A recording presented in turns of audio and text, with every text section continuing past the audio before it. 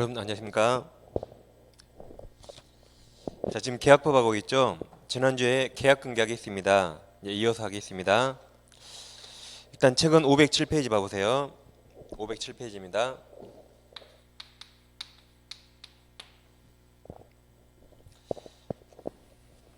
이제 중간에 5번 오시면 매도인 담보 책임 나오죠? 이 매도인 담보 책임이 민법이 제일 어렵습니다. 그리고 양이 아주 많아요. 근데 시험에 한 문제는 보통 나오거든요. 근데 이건 양이 너무 많기 때문에 제가 이제 3월달에 이건 자세히 하겠습니다. 그러니까 3월, 5월 계속 할 겁니다. 그 뒤로 넘겨보세요. 양이 엄청 많아요. 쭉 넘겨보세요. 끝이 안 보이죠?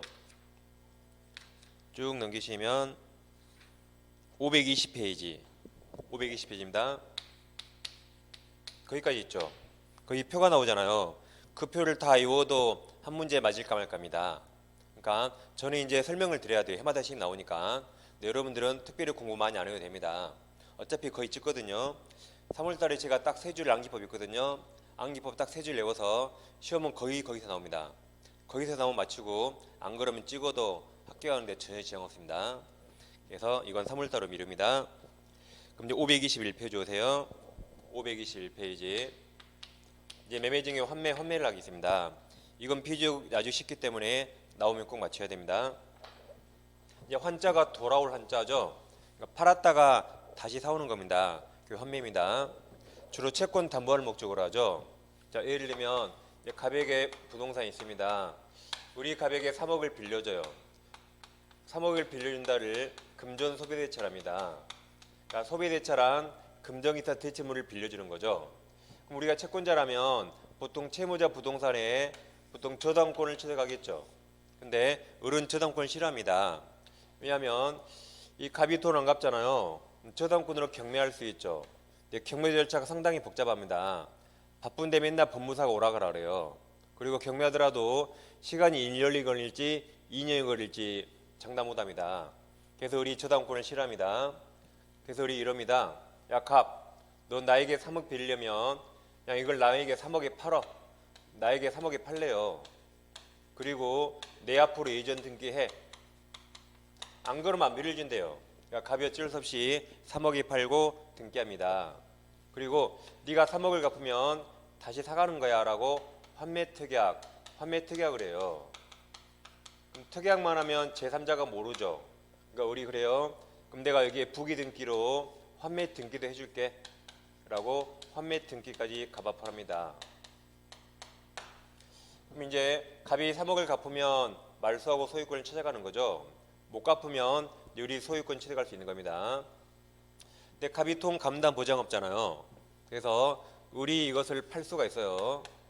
병에게 다시 팔 수 있습니다. 그럼 약속을 지켜야 되니까 병 앞으로 소유권 등기를 해줘야 됩니다. 단 여기서 이 환매 등기가 먼저 있었죠.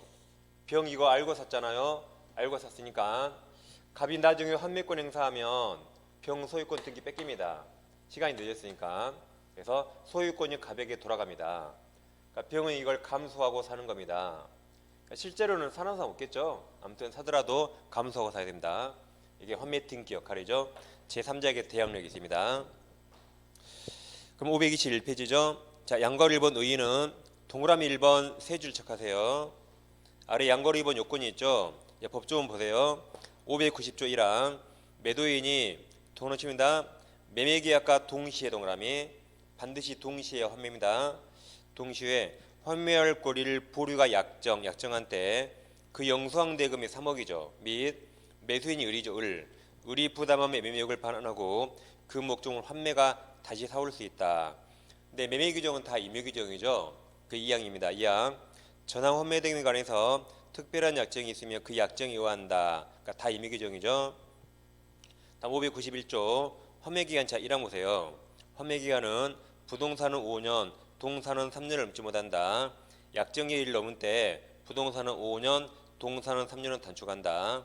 2항입니다. 환매기간을 정할 때 다시 이를 연장에 동원하세요. 연장하지 못한다.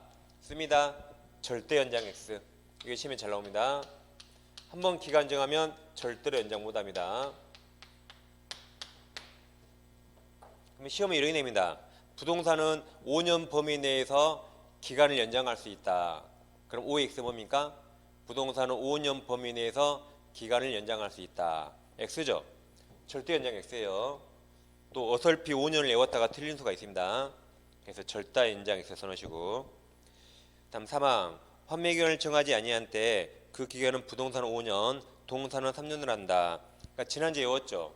민법에서 기간 정해야 한다. 무조건 틀렸다 했죠. 여기 환매 기간도 안 정할 때 어떻게 할까 법에 써 있습니다. 그 다음 592조가 심의 제일 잘 나옵니다. 환매 등기.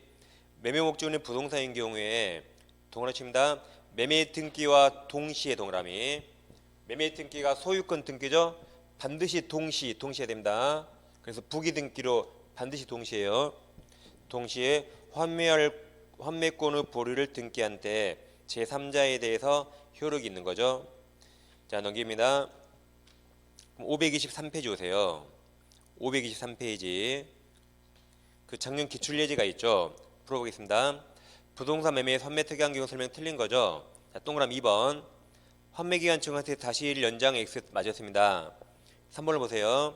매도인이 환매 기간 내에 환매 의사를 표시하면 그는 환매에 의한 권리취득의 등기를 하지 않아도가 틀렸죠. 등기를 하여야, 여기처럼 등기를 하여야 제3자에게 주장할 수 있죠. 등기하여야 그 부동산을 가압류 집행한 자, 그게 제3자죠. 제3자에서 권리취득을 주장할 수 있다. 그래서 답이 3번입니다. 여기까지 환매를 마칩니다. 이제 넘깁니다. 그 다음 페이지 제2절 교환이 있죠. 교환은 매매와 똑같습니다. 매매와 차이점이 딱 하나죠. 매매는 반대급부가 금전이 하나죠. 교환은 금전이 아닌 거죠. 그거 말고는 나머지는 매매랑 똑같습니다. 그러니까 시험 나오면 교환을 매매로 바꿔요. 그럼 나머지 똑같습니다. 자, 596조 보세요. 교환은 당사 쌍방이 금전 이외죠.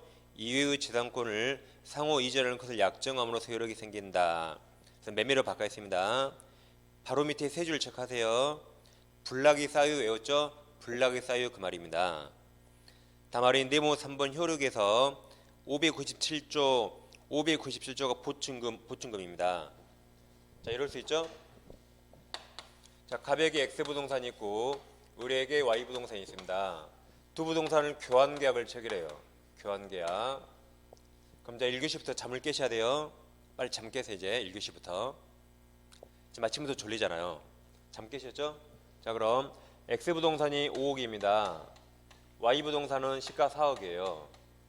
이거 교환 계약 체결하면 둘 중에 누가 손해죠? X, Y 교환하면 둘 중에 누가 손해예요? 갑이죠. 갑, 을이 아니죠. 그러니까 제가 잠에서 깨라 했잖아요. 갑입니다. 갑은 5억짜리 주고 4억 받잖아요. 그러죠? 갑이 손해죠. 그럼 두 사람이 합리적인 사람이라면 우리 갑에게 1억을 줘야겠죠. 1억을 줘야 5억을 주는 셈이 되죠. 그럼 이렇게 교환 목적물의 시가 차익을 줘야겠죠. 이걸 보충금이랍니다. 그럼 매매는 무조건 매매 대입하니까 보충금은 매매 대금 규정을 준용하는 겁니다. 교환은 매매로 바꿔요. 이걸 준용한다 이거죠. 그럼 여러분 중개사법에서 보충금에 대한 중개 보수 받아야 안 받아요? 보충금에 대한 중개 보수 받나요 안 받나요? 따로 안 받죠. 그냥 교환계약은 둘 중에 가격이 큰 걸 기준으로 갑에게도 5억 수수료, 을에게도 5억 수수료 받죠. 그러니까 더하면 어차피 5억이잖아요. 그래서 보충금에 대한 중개 보수는 별도로 받지 않습니다. 라고 중개사법에 나와요. 그럼 597조 보세요. 당사자 일방이 전조 재산권 이전과 금전 보충 지급을 약정한 때 그 금전에 대해서 매매 대금에 관한 규정을 준용한다 그랬죠. 그래서 바로 밑에 1번 4줄 체크하면 되겠습니다. 그리고 이제 오른쪽 임대차 하겠습니다. 임대차부터는 아주 중요하죠. 양도 많습니다. 일단 618조 보세요. 자, 임대차는 당사자 일방이 임대인이죠. 임대인이 다음 상대방이 임차인에게 목적물을 수익할 것을 약정하고 다음 상대방 임차인이 이에 대해서 차임에 또 끊어쳤죠. 차임이 월세 같은 거 이건 반드시 유상입니다. 유상. 공짜로 빌려준 게 사용대차죠. 유상은 대가를 받는 겁니다. 차임 지급할 것을 약정함으로 효력이 생기는 거죠. 아리 1번 의 세 줄 다 착하세요. 불락이 쌓이고 말이죠. 2번 법적 성질은 동그라미 1번 두 줄 착하세요. 그럼 둘째 줄에 차이면 금전에 하나지 않죠. 그러니까 쌀이나 석유를 받을 수 있죠. 아무튼 뭔가 대가는 꼭 받아야 돼, 유상. 그렇지만 금전에 하나지 않습니다. 매매만 금전에 하나있죠. 그 다음 밑에 동그라미 3번 있습니까? 3번 두 줄 다 착하세요. 그러니까 매매든 임대차든 채권이죠. 자, 그럼 지난주에 타인권리 매매 유효입니까? 무효입니까? 타인권리 매매 유효라고 공부했죠. 유효. 그럼 타인권리 임대차는 유효일까요? 무효일까요? 이건 더욱더 유효겠죠. 아니 매매도 유효니까 이건 당연히 더 유효겠죠. 유효입니다. 유효. 가능해요. 저 이럴 수 있잖아요. 갑에게 나대지가 있는데 갑이 미국에 살아요. 미국에 살아서 이 동네 몇 년째 안 옵니다. 그러니까 동네 주민 을이 병에게 이 나대지를 임대차예요. 나대지 임대차입니다. 병이 여기서 조그맣게 포장만 차요. 그래서 월세 150만 원. 150만 원에 2년 임대차였어요. 2년. 우리 갑몰래 임대차였죠. 2년 끝나고 나갈 때까지 안 들켰어요. 갑에게 안 들키면 돈 벌었잖아요. 가능하죠? 혹시 갑에게 들키면 책임지면 되죠. 뭐 한 140만 원, 30만 원 주면 갑이 좋아할 거 아니에요. 아무튼 들키면 책임지면 됩니다. 그래서 안 들키면 이래도 끝나는 거죠. 가능합니다. 가능해요. 유효. 배 아파도 참으세요. 가능합니다. 자, 그래서 3번 임대차는 채권가액에 해당하며 임대인율이죠. 을은 임대물에 대한 소유권이나 처분권 요하지 않습니다. 자, 넘깁니다. 그 다음 네모 2번 존속기간이 있죠. 양괄호 1번이 임대차 기간을 약정한 거죠.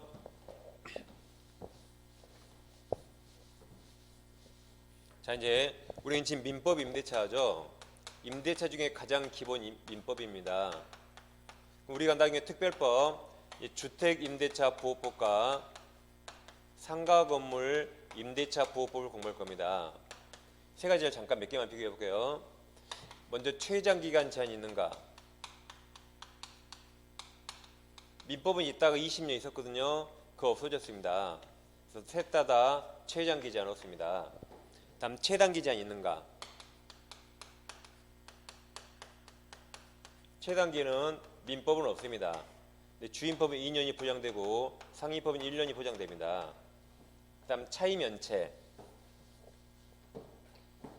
차임을 월세를 몇 기 연체하면 나가라고 해야지 쫓아낼 수 있는가? 민법은 2기입니다. 월세 2달분입니다. 주임법은 규정 없어요. 상위법은 규정 없다가 몇 년 전에 3개라고 이렇게 생겼습니다. 그럼 자, 임대차에서는 이게 가장 기본법이고 이게 특별법이죠. 근데 이렇게 특별법에 규정이 없는데 일반법에 규정이 있죠. 그럼 일반법이 특별법에 보충 적용됩니다. 따라서 주택임대차도 월세 2달 밀리면 나가라고 쫓아낼 수 있습니다. 그럼 일단 민법 기간만 봐볼게요. 이쪽 왼쪽 기간. 그럼 민법 임대차는 법에 아무런 제한 없죠. 무조건 약정 유효입니다. 100년 유효예요. 1개월 유효입니다. 민법 임대차는 무조건 약정 유효. 무조건 약정에 따릅니다. 그럼 책으로 오세요. 존속기간 양괄호 1번 임대차 기간을 자 약정 동그라미 약정한 경우 오른쪽에 있습니다. 무조건 유효. 약정 무조건 유효. 지금 특별법 아니에요. 민법은 무조건 유효입니다. 그럼 밑으로 볼 필요가 없어요. 오른쪽 페이지. 오른쪽 양괄호 2번이 있죠. 기간을 정하지 않았잖아요. 635조 보세요. 자, 1항 임대차 기간 약정이 없는 때 당사자 둘 다 언제든지 계약 그다음 해지입니까? 해지 통고입니까? 해지 통고죠. 해지 통고할 수 있다. 그러니까 해지는 잘못했을 때는 겁니다. 잘못했을 때는 게 해지예요. 그럼 해지하면 즉시 쫓겨납니다. 근데 해지 통고는 달라요. 해지 통고는 잘못한 게 아닙니다. 잘못한